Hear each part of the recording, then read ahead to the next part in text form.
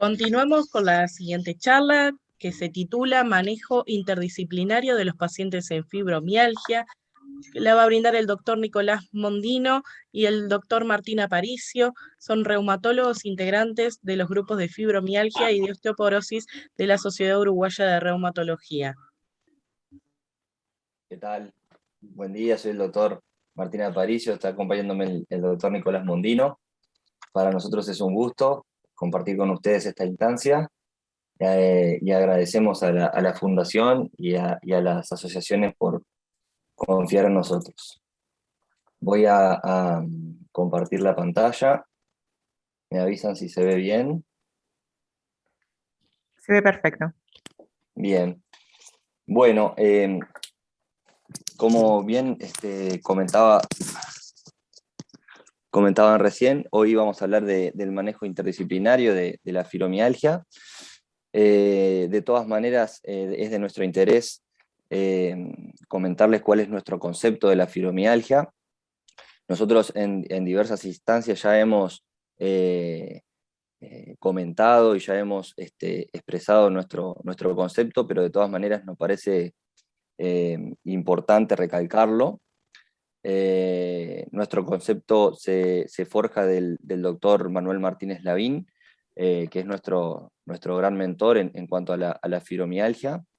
El doctor Manuel Martínez Lavín está en la Ciudad de México, en el Instituto Nacional de Cardiología Ignacio Chávez, tiene un sector de reumatología, por el cual nosotros tuvimos el honor de hacer una pasantía gracias a la Sociedad Uruguaya de Reumatología en el año 2019. Y en cuanto al concepto de la fibromialgia, es una enfermedad que se encuentra íntimamente relacionada al estrés. Habitualmente hay un antecedente traumático, que puede ser emocional o físico, no tiene por qué ser en la inmediatez. Muchas veces hablamos de un abuso emocional, un abuso sexual, un accidente de tránsito, latigazo cervical, una cirugía. Hay múltiples desencadenantes de esta enfermedad. También las pacientes presentan una personalidad característica, muy rígida, muy demandante de sí mismas, no, tienen muy poca tolerancia al fracaso y frecuentemente tiene un predominio muy importante por el sexo femenino. Es una enfermedad muy frecuente y una gran predominancia por el sexo femenino. Como ayer bien comentó Claudia Souto, en nuestro país cerca de 90.000 personas presentan fibromialgia. Eso guiándose por los números mundiales, ¿verdad? Números uruguayos no hay hasta ahora. Afecta al sistema de regulación del estrés, que se llama sistema nervioso autónomo, y a los nervios periféricos. Como dijimos, es una enfermedad que está muy relacionada al estrés, por lo tanto, ¿qué es el estrés? Es cualquier estímulo físico o emocional que atente contra el equilibrio de nuestro organismo. Y el diestrés es una respuesta que tiene nuestro organismo a este estrés que termina produciendo daño físico y o emocional. Muchas veces se tiende a dividir el cuerpo y la mente, que eso es un claro error. Como comentaba recién, el sistema nervioso autónomo está alterado en la fibromialgia, y ahora voy a pasar a explicar un poquito sobre esto. Este sistema regula el funcionamiento de nuestro organismo de una manera equilibrada, es como un yin y un yang, con una parte aceleradora y una parte desaceleradora. La parte aceleradora se llama sistema nervioso simpático, y la parte desaceleradora se llama sistema nervioso parasimpático. Estudios que ha hecho el doctor Manuel Martínez Lavín han demostrado que existe una hiperactividad de este sistema simpático, o sea, la parte aceleradora, que existe una hiperactividad que termina representando una hiporreactividad. Ahora voy a explicar eso un poquito mejor, y eso es lo que termina dando la fatiga importante en estas pacientes. Esto no voy a meterme mucho en este estudio, simplemente comentar de qué se trata. El doctor Manuel Martínez Lavín, muy a grosso modo, estudió las pacientes con fibromialgia, el corazón de las pacientes con fibromialgia, y buscó cuánta adrenalina presentan las pacientes con fibromialgia en el corazón. No es del todo correcto lo que estoy diciendo, pero es para que se entienda. Entonces demostró que las pacientes con fibromialgia presentan una incesante producción de adrenalina durante el día y durante la noche. Entonces era lo que comentaba recién, las pacientes presentan mucha adrenalina, quiere decir que su organismo está hiperactivo, no es que las pacientes anden corriendo para todos lados todo el día, sino que su organismo está con adrenalina todo el día, incluso en la noche. Entonces, cuando tienen que tener una respuesta, por ejemplo, acá hay es muy gráfico esto con un león, la persona está de tan hiperactivo que está su sistema, su organismo, no puede reaccionar. Bien, esta es una artista mexicana muy famosa, Frida Kahlo, que el doctor Manuel Martínez Lavín hizo una revisión de su historia clínica y hizo un diagnóstico retrospectivo de fibromialgia y fatiga crónica, y esto es lo que representa el sueño de Frida Kahlo. Estas fotos las sacamos nosotros en el Museo Azul, en la Casa Azul, perdón, de Frida Kahlo, es el museo, y esta obra representa lo que era el sueño para Frida Kahlo. Entonces, nosotros reafirmamos el concepto del doctor Lavín de que fibromialgia es disautonomía. O sea, hay una alteración del sistema nervioso autónomo, más particularmente del sistema simpático, la parte aceleradora, con mucha adrenalina. Entonces también, como dijimos, hay una alteración de los nervios periféricos, que es lo que voy a comentar a partir de ahora, rápidamente, para no aburrir, pero básicamente el doctor Lavín también realizó estudios en animales y también en seres humanos, y lo que hizo fue hacer una biopsia de piel y observar en el microscopio confocal corneal para ver la córnea, que es el lugar donde están más estos nervios sensitivos, y demostró que hay una alteración, una verdadera afectación a nivel de estos nervios que transmiten el dolor desde la piel, los músculos y los órganos internos, y esto es lo que explica el dolor y los síntomas multisistémicos que presentan las pacientes con fibromialgia. Entonces también reafirmamos que además de disautonomía, la fibromialgia es neuropatía de fibras finas. Y está ahí en esa representación están el ardor, el hormigueo, las descargas eléctricas, los calambres y todos los síntomas que habitualmente manifiestan las pacientes con fibromialgia. Este es un poco, les pido disculpas porque no se ve muy claramente, pero es un poco el algoritmo que presenta el doctor Manuel Martínez Lavín referente a toda la patología de la fibromialgia. En cuanto a las causas que están a la izquierda, en verde, él habla de una predisposición genética que que hizo un estudio con pacientes mexicanas y españolas, demostró que hay deficiencia de algunas enzimas de causa genética que también predisponen a ciertas personas a presentar fibromialgia. La alteración fundamental es la que comentaba recién, el exceso de adrenalina, con un sistema simpático que está al 100%, que termina generando una hiporreactividad y fatiga. Siempre hay un factor de disparador, que puede ser, como dije, un traumatismo, una infección, un abuso, es muy variable, que eso termina generando una alteración en los nervios y termina dando las molestias que las pacientes habitualmente manifiestan, como el dolor neuropático, las sensaciones anormales, los calambres, el hormigueo, la dificultad para dormir, la ansiedad que también habitualmente presentan las pacientes, la sequedad de las mucosas, de los ojos, de la boca, de la vagina, el intestino irritable, entre otras. Bueno, hasta acá mi parte de la charla. Ahora los dejo con el doctor Nicolás Mondino, que va a continuar con el abordaje de esta patología, y quedo a las órdenes luego para las preguntas.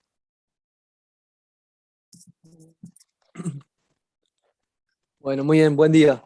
Bueno, bárbaro. Ya me presentó Martín, algunos ya me conocen. Entonces, continuando con la charla, vamos a abordar el tema terapéutico de la fibromialgia. Para destacar inicialmente tenemos que saber que la fibromialgia es una condición crónica, es una patología que no tiene cura, pero sí creemos no, tiene tratamiento y es lo que vamos a abordar ahora en estas diapositivas. El tratamiento básicamente de la fibromialgia tiene dos componentes fundamentales, un componente farmacológico o medicamentoso y un componente no farmacológico, que es el que creemos que está un poco olvidado, un poco eh, eh, falta poner un poco en práctica a nivel mutual y a nivel de salud pública. Creemos que actualmente el tratamiento y el abordaje de la patología no está funcionando y nos basamos en datos objetivos, es decir, actualmente no funciona porque las pacientes no las hacen saber que realmente no tiene una mejoría franca de su situación clínica, con meses, años de sufrimiento, y creemos que los principales aspectos a mejorar en ese sentido es que la verdad la patología es abordada por múltiples profesionales, en los cuales cada uno tiene su forma de encarar la patología, tienen diferentes creencias en cuanto a su etiología y en cuanto a su abordaje. En cuanto al tratamiento medicamentoso, si bien creemos en su capacidad de mejoría y en su capacidad de beneficio, creemos que no son la solución definitiva o no creemos que por ellos mismos sean capaces de revertir las dolencias y cómo se sienten las pacientes. Creemos que en cuanto al tratamiento actual, el paciente tiene un rol pasivo, tanto él como su familia, en donde creemos que es una de las falencias fundamentales hoy por hoy del abordaje. Creemos que este aspecto tiene que ser revertido. Creemos que el paciente tiene que tener un rol más participativo, más activo en la toma de decisiones, tanto él como su familia, y debemos realmente empoderar al paciente en base a información, básicamente, dándole explicaciones objetivas de sus síntomas y de lo que le pasa el día a día.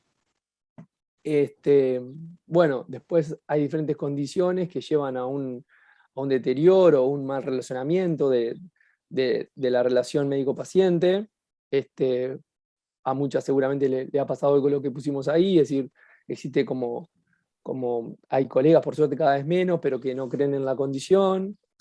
Hay muchos que conocen la condición, pero no se dedican o no se interesan en ella.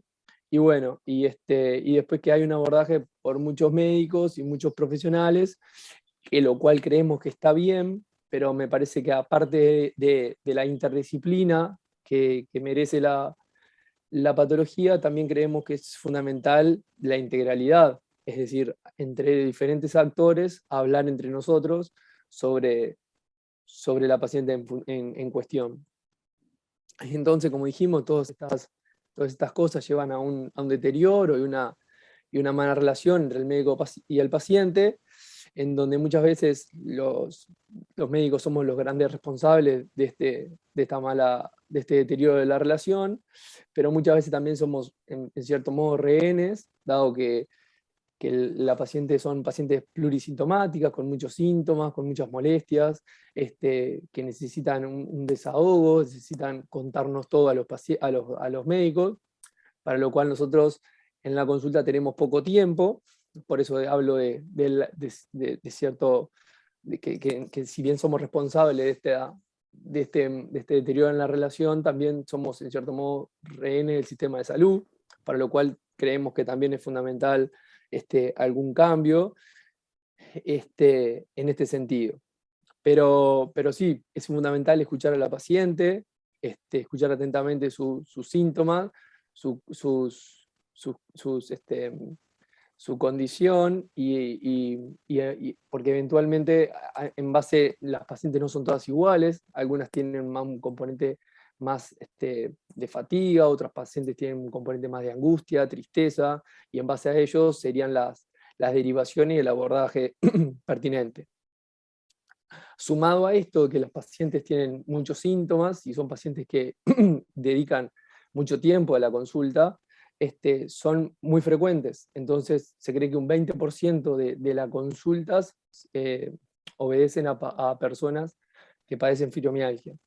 Entonces, si bien una paciente lleva tiempo, imagínense si son muchas las pacientes en la consulta, entonces por eso creemos pertinente la creación de clínicas o policlínicas que aborden la patología en particular, así como otras enfermedades. Creemos en la formación de policlínicas especializadas, con un grupo, ya dijimos, interdisciplinario, con diferentes actores, diferentes profesionales de la salud, que a su vez también estemos todos integrados y hablemos sobre cada paciente en particular. Entonces, siguiendo con esta temática y haciendo un poco hincapié en lo que hablábamos de un poco más que nada cambiar el paradigma del rol del paciente, hacerlo más participativo, con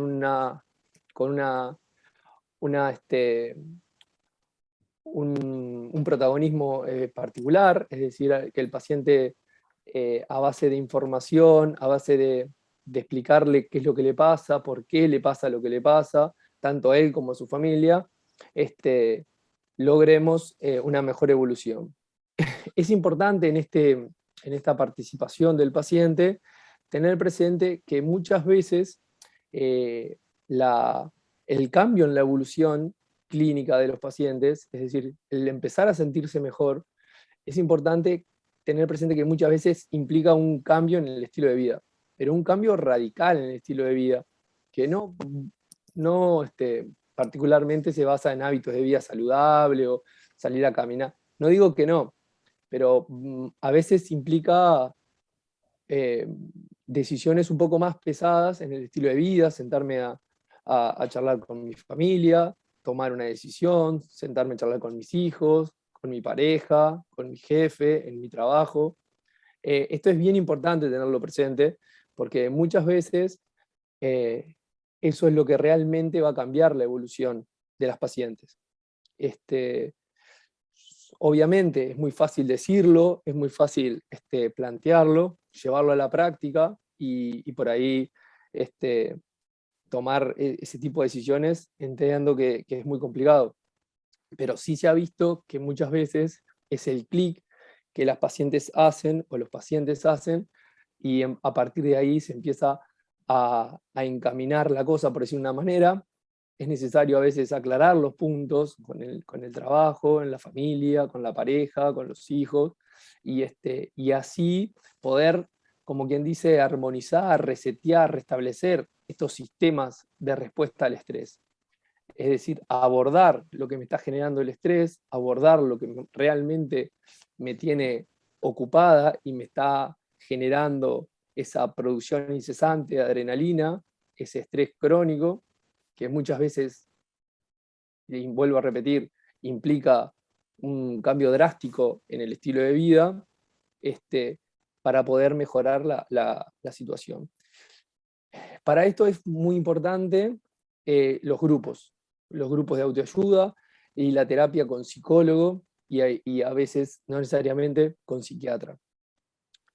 Generalmente los pacientes con fibromialgia presentan una condición que se llama catastrofismo, que es como ver siempre el lado oscuro o lo malo de las cosas. No necesariamente la persona es así.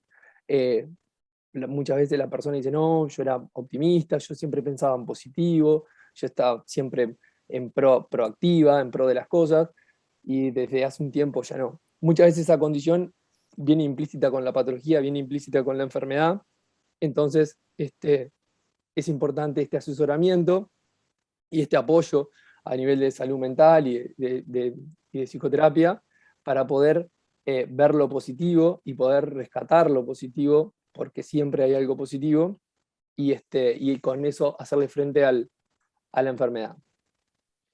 Bueno, en cuanto al tratamiento, siguiendo con la parte que nomás nos interesa, que es todo lo no farmacológico, saber cómo podemos mejorar, porque como dijimos, ya vimos que el tratamiento actual, basado fundamentalmente en los medicamentos, no muestra grandes mejorías, ya hemos tenido años de probada evidencia, por decirlo de una manera, entonces creemos que tenemos que actuar a nivel de la otra pata del tratamiento.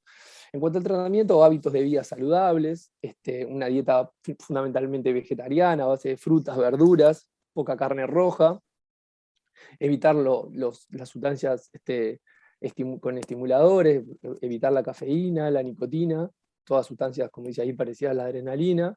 El ejercicio físico es muy importante, es un ejercicio físico que tiene que ser graduado y adaptado a la condición física de cada uno de nosotros. Es lo mismo que el tratamiento, no es el mismo tratamiento para en cuanto a lo medicamentoso, no es el mismo tratamiento, la misma fármaco para todas las personas, no es el mismo ejercicio para todas las personas, tiene que estar adaptado a la condición y al biotipo de la persona. Por lo general se hace mucho hincapié en todo lo que son las terapias de estiramiento y ejercicio aeróbico. El tai chi ha tenido muy buena respuesta, fundamentalmente al dolor y esa condición de fatiga crónica que presentan generalmente los pacientes. También es importante un buen descanso, hacer una buena higiene del sueño, importante repasar los consejos para dormir mejor, con fundamentalmente alguna terapia de relajación por la noche, con alguna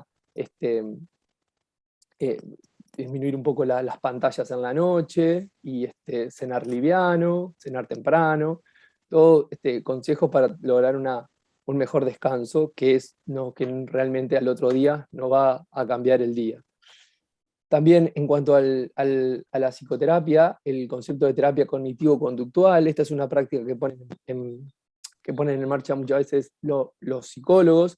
Hay psicólogos que son especialistas en este tipo de terapia, y básicamente, a grueso modo, porque no la manejo, es una terapia que en lo que hace es generar armas y herramientas para el estrés diario, poder enfrentarlo de otra manera.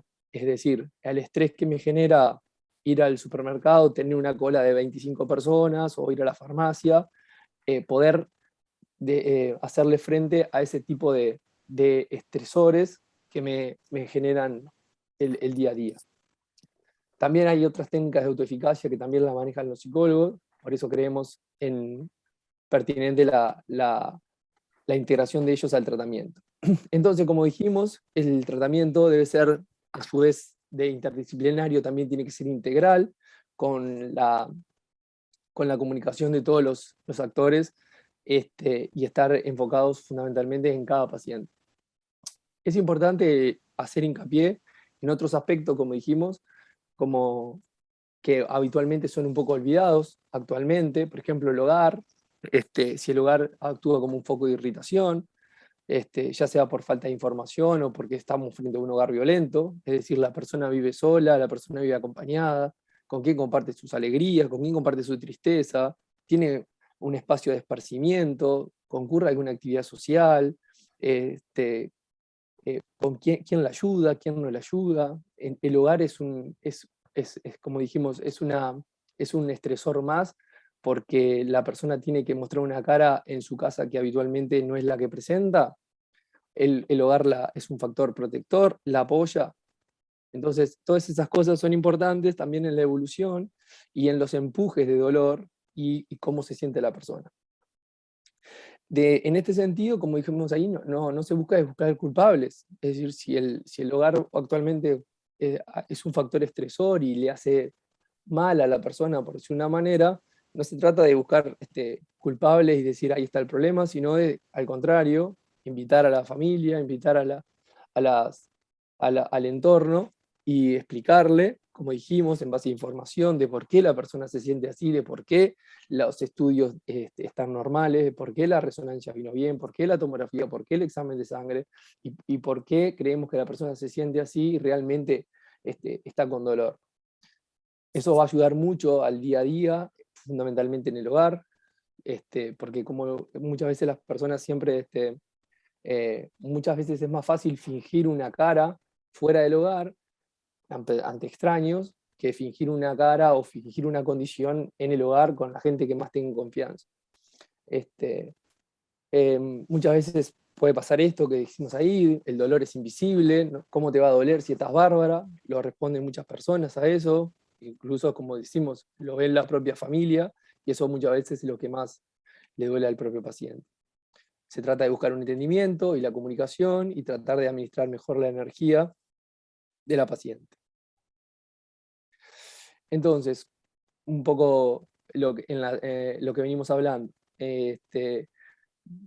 La fibromialgia se trata de grupos de apoyo y redes de contención, es fundamental, es importante la relación del paciente con diferentes actores en el tratamiento, que la relación no sea uno a uno, que no sea siempre la misma persona, que no sea el médico, sino que sea el médico y los demás actores que creemos que son importantes en el tratamiento. Se trata de tener terapias que estén basadas en la evidencia, que tengan un respaldo científico, con profesionales que estén, que manejen la patología, que manejen las condiciones y conozcan a las pacientes, con un rol participativo y protagónico de la paciente y su entorno, y no por ahí creer que la fibromialgia tiene cura y engañar a las personas, como muchas veces pasa. Bueno, yendo al tratamiento farmacológico, medicamentoso, no descreemos del mismo, lo manejamos, lo tenemos presente y creemos que es importante, pero me parece que hay que hacer un poco más hincapié en todo lo que es no farmacológico. Más allá de los nombres y los no nombres, o qué es mejor o qué es peor, lo importante es que la evidencia muestra que la mejoría es significativa o el cambio en la condición de las pacientes se ha visto más relacionado a lo que es toda la terapia y todos los cambios en el estilo de vida, el ejercicio, la relajación, todo eso ha mostrado mejor rendimiento que los medicamentos en sí. A modo de un pantallazo general, es tratar de evitar la polifarmacia, tratar de evitar la ingesta de analgésicos, antiinflamatorios, antidepresivos. Lo importante es que no es un ticket, no todos los pacientes se tratan con la misma medicación, hay que estudiar la condición de cada paciente, ver cuál es la patología y qué es lo que más está afectando al paciente, y en base a eso ver si hay que hacer una consulta con psiquiatra, si hay una consulta con psicólogo, si el paciente es pasible de un antidepresivo, si no. Y bueno, y en cuanto a los medicamentos que tienen más evidencia, son los que aparecen en la pantalla. En cuanto a los analgésicos, el paracetamol y el tramadol han mostrado mejor rendimiento que otros. Y en cuanto a los antineuropáticos, tanto la pregabalina y la gabapentina, si bien presentan algún efecto adverso, como todo fármaco, se ha visto que son los que tienen mejor rendimiento. Algún bloqueador de la adrenalina también se puede usar. Y en cuanto a los antidepresivos, los más utilizados son la amitriptilina y la duloxetina. Entonces, los horizontes, ¿hacia dónde apuntamos o qué es lo que pretendemos o qué es lo que a nuestro juicio pensamos que le puede hacer bien a la patología y con ello a las pacientes? Entonces, un mejor reconocimiento de la enfermedad, en base a información, en base a respuestas acordes y respuestas objetivas. Dentro de lo que se sabe, hay un mundo todavía por descubrir dentro de la patología, hay respuestas que no se pueden dar, no podemos aproximar, pero no hay una base científica evidente que se pueda responder. Lograr una alianza entre los pacientes, los médicos e investigadores, para así mejorar tanto el tratamiento como la calidad de vida, afianzar la relación médico-paciente, haciendo, como dijimos, creemos mucho en la formación de policlínicas especializadas, que eso puede ayudar mucho al paciente y al médico, y con ello a la relación, para fortalecerla y caminar juntos a la par en esto. Sensibilizar a la sociedad sobre el impacto económico de las enfermedades complejas, tanto para el paciente como para el sistema de salud. Hay un gran costo para el paciente y para los prestadores, lograr alguna prueba diagnóstica objetiva, lo que hablaba algo Martín, con ese microscopio con focal corneal, un estudio que se hace en el ojo, que se ha visto que si los pacientes presenten menos fibras, es más probable que tengan alguna neuropatía y eso pueda explicar el dolor. Eso se está en investigación, por eso hablábamos de las investigaciones, las pruebas, el desarrollo y la evidencia. Y bueno, y después los analgésicos más específicos, sin tantos efectos secundarios, haciendo más hincapié también siempre en lo que es no farmacológico, el ejercicio físico, las pruebas de relajación, el tai chi, el qigong, los ejercicios en la piscina, el esparcimiento, concurrir a alguna actividad social, tener un tiempo para las pacientes y los pacientes, hacer actividad física, eso puede tener muchos efectos analgésicos más allá de los fármacos. Y bueno, en cuanto a las conclusiones, para terminar, creemos que hoy por hoy hay cierto desconocimiento, diría yo, más que nada, cierto desentendimiento más que desconocimiento entre los pacientes, los médicos y el sistema de salud. Estamos un poco desencontrados, por decir una manera, pero ya nos encontraremos, si Dios quiere.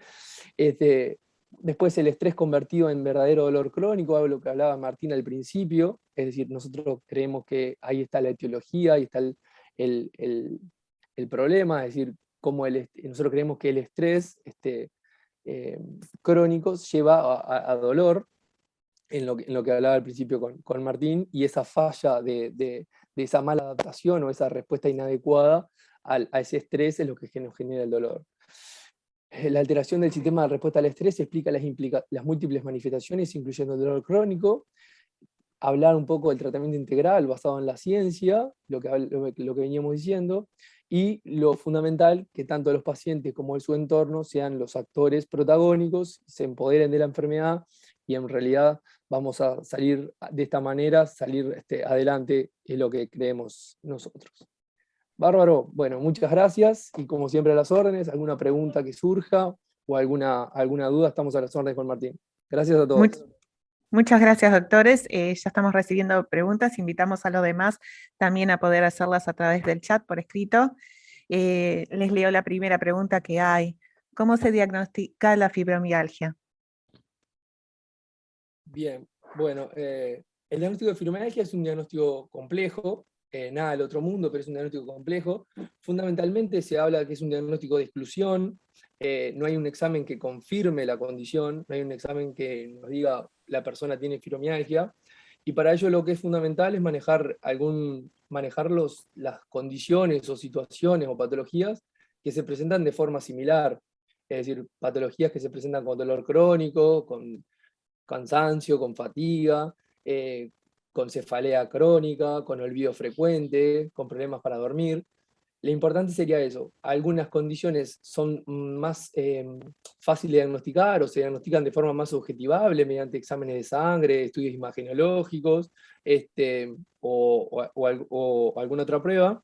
Entonces, me parece que para dar una respuesta sencilla y rápida, es decir, más que diagnosticar fibromialgia, sería importante conocer qué otras condiciones o patologías se pueden presentar de forma similar y en base a ello estudiarlas, ver si están normales o si no, si hay alguna condición que mejorar o no, y en base a ello decir, bueno, está todo normal, la paciente sigue igual, estaba algo alterado, lo corregimos, la persona sigue sin mejorar, entonces es como que se va desencadenando el diagnóstico de fibromialgia, más que nada por exclusión.